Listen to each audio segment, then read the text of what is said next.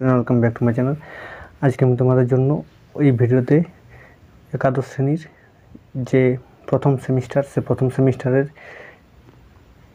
ঈশ্বরচন্দ্র বিদ্যাসাগর যে কবিতা, সেই কবিতা থেকে আমি তোমাদের যে গুরুত্বপূর্ণ প্রশ্ন, সেই প্রশ্নগুলো আমি তোমাদের নিয়ে এসেছি।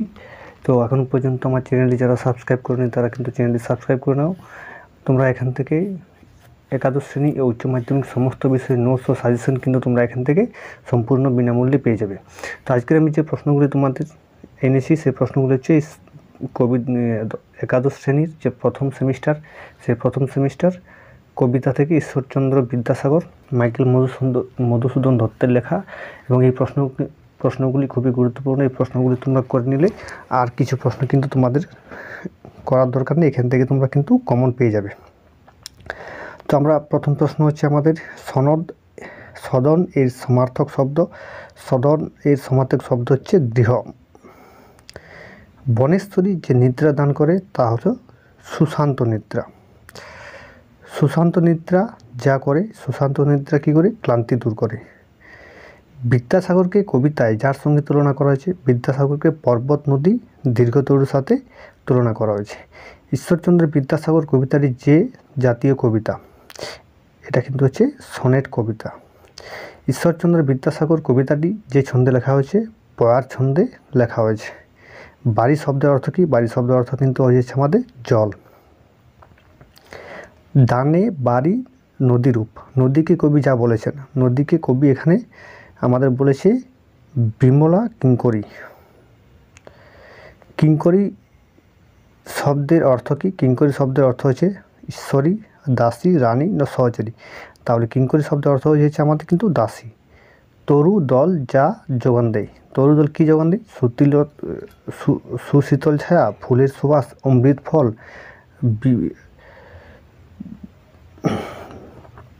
বিহঙ্গকে আশ্রয়। তরু দল আমাদের অমৃত ফল কিন্তু যোগান দেয়। তরু দল অমৃত ফল যোগান দেয় বহু পরিচর্যার ফলে, নিজ আনন্দে, আপন ইচ্ছায়, পরম আদরে। উত্তর কিন্তু হয়ে যাবে আমাদের পরম আদরে। যে তরু দল পরম আদরে অমৃত ফলের যোগান দেয়, তারা দীর্ঘস্থির, পুষ্পশোভিত, পল্লবিত, অতি প্রাচীন। তারা কিন্তু হয়েছে আমাদের দীর্ঘস্থির। তরু দল ধারণ করেছিল উদ্ধতরূপ, দাসরূপ, দাতারূপ, স্বেচ্ছাচারী রূপ। এখানে উত্তর হয়ে যাবে কিন্তু আমাদের দাসরূপ। 10 দিশ ভরে ফুলেরা যা করে, সৌরভ ছড়ায়, হেসে ওঠে, শিশির স্নাত কর হতো, পাপড়ি মেলে দিত। উত্তর কিন্তু হয়ে যাবে সৌরভ ছড়ায়। দিশ শব্দের অর্থ কী? দিশা, দেখা, দেওয়ান ও দিক। দিশ শব্দের অর্থ হয়ে যাচ্ছে কিন্তু আমাদের দিক। তরুদল দিনে যা করে। তরুদল কিন্তু আমাদের এখানে কী করে? বিহঙ্গের আশ্রয় হয়, ফল ফুল দেয়, শীতল ছায়া বিস্তার করে, বাতাসে আন্দোলিত করে, শীতল ছায়া বিস্তার করে। তরুদল যে ছায়া বিস্তার করে তা শীতল শাসী, শান্ত শীতল, ক্লান্তিনাশা, অমৃত শাসী। উত্তর কী হয়েছে আমাদের? শীতল শাসী। বিদ্যাসাগরকে দিনের বন্ধু মনে করত যারা সমাজসেবী, তারা ঐতিহাসিকরা, যারা দিন তারা তার ভাবনা চিন্তার বিরোধীরা। যারা দিন তারা কিন্তু বিদ্যাসাগরকে দিনের বন্ধু বলে মনে করত। উজ্জ্বল জগতে যা মানুষের খ্যাতি, হেমাদ্রির হেমকান্তি, রাজার সম্পদ, মানুষের অন্তর্দীপ্তি। উত্তর কিন্তু আমাদের হেমাদ্রির হেমকান্তি। হেমাদ্রির হেমকান্তি অম্লান হয় শিশিরে, সূর্যকিরণে, জ্যোৎস্নায়, তুষারাচ্ছাদনে, সূর্যকিরণে। মহাপর্বতের সুবর্ণ চরণে আশ্রয় পাওয়া যায় লক্ষ্যে স্থির থাকলে, ধর্মপথে থাকলে, ভাগ্য বলে থাকলে, শরীর সবল থাকলে। ভাগ্য বলে। পর্বতের প্রকৃত গুণ সেই বুঝতে পারে। কে বুঝতে পারে? যে পর্বতপ্রেমী, যে পর্বতের সুবর্ণ চরণে আশ্রয় নেয়, যে ধর্মপথগামী পর্বত অভিযাত্রীরা, যে পর্বতের সুবর্ণচরণে আশ্রয় নেই। ঈশ্বরচন্দ্র বিদ্যাসাগর কবিতাটি যে কাব্যগ্রন্থের অন্তর্গত? নানা কবিতা, চতুর্দশপদী কবিতা বলি, ব্রজাঙ্গনা কাব্য, তিলোত্তমা সম্ভব কাব্য। ঈশ্বরচন্দ্র বিদ্যাসাগর কবিতাটি কিন্তু চতুর্দশপদী কবিতা বলি থেকে নেওয়া হয়েছে। চতুর্দশপদী কবিতাগুলি প্রকাশিত হয় 1861 খ্রিস্টাব্দে, 1862 খ্রিস্টাব্দে, 1866 খ্রিস্টাব্দে, তো 1867 খ্রিস্টাব্দে। এটি কিন্তু উত্তর হয়ে যাবে আমাদের 1866 খ্রিস্টাব্দে। ঈশ্বরচন্দ্র বিদ্যাসাগর কবিতাটি চতুর্দশপদী কবিতাগুলির যত সংখ্যক কবিতা 32 সংখ্যক, 40 সংখ্যক, 52 সংখ্যক, 86 সংখ্যক। উত্তর কিন্তু আমাদের হয়ে যাবে 86 সংখ্যক কবিতা। কবির মতে ঈশ্বরচন্দ্র বিদ্যাসাগর ভারতে যে হিসেবে পরিচিত, বিদ্যাসাগর হিসেবে, দয়ার সাগর হিসেবে, করুণার সিন্ধু হিসেবে, দীনের বন্ধু হিসেবে, বিদ্যাসাগর হিসেবে কিন্তু আমাদের পরিচিত। বিদ্যাসাগরের আসল নাম কি? ঈশ্বরচন্দ্র বন্দ্যোপাধ্যায়। বিদ্যাসাগর তুমি বিখ্যাত ভারতে, কাকে কেন বিদ্যাসাগর বলা হয়েছে? ঈশ্বরচন্দ্র বিদ্যাসাগরকে বিদ্যাসাগর বলা হয়েছে। তিনি পড়াশোনায় খুব ভালো ছিলেন, তার পণ্ডিত্যের কারণে তিনি বিদ্যাসাগর বলা হয়। তার করুণার সিন্ধু তুমি, কেন বিদ্যাসাগরকে করুণার সিন্ধু বলা হয়েছে? দয়া এবং দানশীলতায় বিদ্যাসাগর বিখ্যাত ছিলেন। সিন্ধু নদীতে যেমন অপরিসীম জল থাকে, তেমনি মানুষের জন্য তার হৃদয়ে অপরিসীম ভালোবাসা, স্নেহ ছিল, তাই তাকে করুণার সিন্ধু বলা হয়।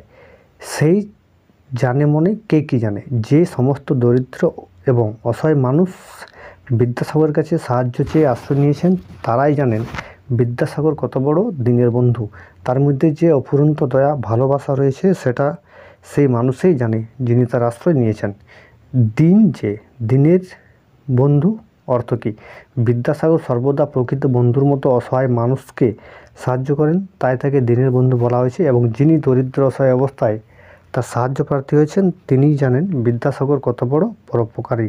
পরোপকারী অর্থাৎ হচ্ছে পরের উপকার করে যে। উজ্জ্বল জগতে কে উজ্জ্বল জগতে, কেন তিনি উজ্জ্বল? বিদ্যাসাগর জগতে উজ্জ্বল। তিনি আজীবন নিঃস্বার্থভাবে মানুষের সেবা করেছিলেন। দয়া, দানশীলতা এবং তার মহৎ কর্মের মধ্য দিয়ে তিনি জগতে উজ্জ্বল হয়ে আছেন। হেমাদ্রির হেমকান্তি অম্লান কিরণে অর্থ কি? পঙ্গক্তিতে বরফে ঢাকা পর্বতের চূড়ার সূর্যের কিরণ পড়লে অদ্ভুত সোনালি বর্ণের রশ্মি বিচ্ছুরিত হয়, সেই দৈবিক আলোক ছটার সৌন্দর্য মুগ্ধ করে সকলকে। এখানে পর্বত সিংহের সেই স্বর্ণ উজ্জ্বল রূপের কথাই বলা হয়েছে। হেমাদ্রির হেমকান্তি অম্লান কিরণে, হেমাদ্রি হেমকান্তি শব্দের অর্থ কী? হেম শব্দের অর্থ সোনা, হেমকান্তি বলতে সোনার থেকে প্রতিফলিত সোনার রশ্মিকে বোঝায়।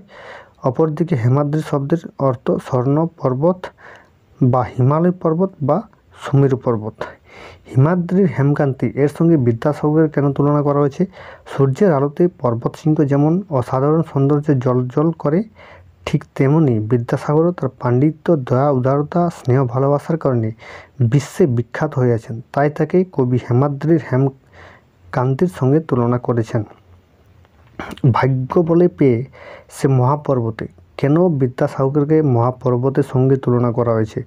পর্বতের মতো বিদ্যাসাগর সেবা ধর্মে মহান, বিরাট জ্ঞান, দয়াময়া, স্নেহ, ভালোবাসা, মনুষ্যত্ব পর্বতের মতোই বিশাল। তার পদতলে আশ্রয় নিয়ে অনেক সেবা পাওয়া যায়, তাই তাকে পর্বতের সঙ্গে তুলনা করা হয়েছে। গিরিশ শব্দের অর্থ কী? গিরিশ শব্দের অর্থ হচ্ছে পর্বত। কি সেবা? তার সে সুখ সদনে কী কী সেবা পাওয়া যায়? বিদ্যাসাগরের চরণে আশ্রয় নিলে তৃষ্ণা মেটাতে জল, ক্ষুধা নিবারণের জন্য অমৃততর ফলের মতো খাদ্য, স্নেহ ভালোবাসার সৌরভ, গাছের মতো ছায়া এবং রাত্রির সুখ নিদ্রার জন্য আশ্রয় মেলে। বিমলা কিঙ্করী অর্থ কী? কাকে কেন বিমলা কিঙ্করী বলা হয়েছে? বিমলা মানে স্বচ্ছ, পরিষ্কার, পবিত্র ইত্যাদি, এবং কিঙ্করী কথার শব্দ হচ্ছে দাসী। পরিষ্কার জল দানের জন্য নদীকে বিমলা কিঙ্করী বলা হয়েছে। পরিমল অর্থ কী? পরিমল অর্থ হচ্ছে সুগন্ধ বা সৌরভ। ক্লান্তি দূর করে, কি ক্লান্তি দূর করে? সুশান্ত নিদ্রা। যোগায় অমৃত ফল, এখানে শূন্যস্থান পূরণ করো, কোথায়? পরমাদরে। বাড়ি শব্দের অর্থ জল। অম্লান অর্থ কী? অম্লান হচ্ছে মলিন, ফ্যাকাশে বা বিবর্ণ। মূল কাব্য গ্রন্থের নাম কি? চতুর্দশপদী কবিতাটি প্রকাশকাল 1866 খ্রিস্টাব্দে। এই কাব্যগ্রন্থে 100টি কবিতা রয়েছে, তার মধ্যে 86তম কবিতা হলো ঈশ্বরচন্দ্র বিদ্যাসাগর। ঈশ্বরচন্দ্র বিদ্যাসাগর কী ধরনের কবিতা এবং কোন ছন্দে রচনা করা হয়েছে? চতুর্দশীপদী কবিতা বা ইংরেজি সনেট জাতীয় কবিতা। অমৃতাক্ষর ছন্দে রচিত। পরিমলে ফুলকুল ড্যাশ ভরে, 10 দিশ ভরে। বনেশ্বরী শব্দের অর্থ কী? শ্রেষ্ঠ গাছ বা বনের মধ্যে সর্বশ্রেষ্ঠ গাছ। তরুদল অর্থ কী? গাছের দল। তরু মানে গাছ। সুখ সদন বলতে কি বোঝানো হয়েছে? সদন মানে গৃহ বা আশ্রয়স্থল। বিদ্যাসাগর মহাশয়ের আশ্রয়কে এখানে সুখ সদন বলা হয়েছে। তার আশ্রয় গেলে সমস্ত সমস্যা দুশ্চিন্তা থেকে মুক্তি পাওয়া যায়, এমনকি তার সেবায় ক্ষুধা তৃষ্ণা মেটে, রাত্রি বাসের জন্য পাওয়া যায় আশ্রয়ের স্থান। তো আজকে আমি তোমাদের যে একাদশ শ্রেণীর প্রথম সেমিস্টার যে পরীক্ষা, সেই পরীক্ষা থেকে ঈশ্বরচন্দ্র বিদ্যাসাগর যে কবিতা, সেই কবিতা থেকে আমি তোমাদের গুরুত্বপূর্ণ প্রশ্নগুলি দিয়ে দিলাম এবং পরবর্তীতে আমি তোমাদের প্রথম সেমিস্টারের যে বিষয়ে তোমাদের পরীক্ষা আসবে সেই সব প্রশ্নগুলি আমি তোমাদের দিয়ে দেবো। তো এখনও পর্যন্ত যারা চ্যানেলটি সাবস্ক্রাইব করোনি, চ্যানেলটি সাবস্ক্রাইব করে নাও, পাশে থাকা বেল আইকনটি প্রেস করে নাও, তাতে সবার আগে তোমরা আমার এই ভিডিও তোমাদের কাছে পৌঁছে যায়। এবং ভিডিওটা ভালো লাগলে অবশ্যই লাইক করো এবং শেয়ার করো।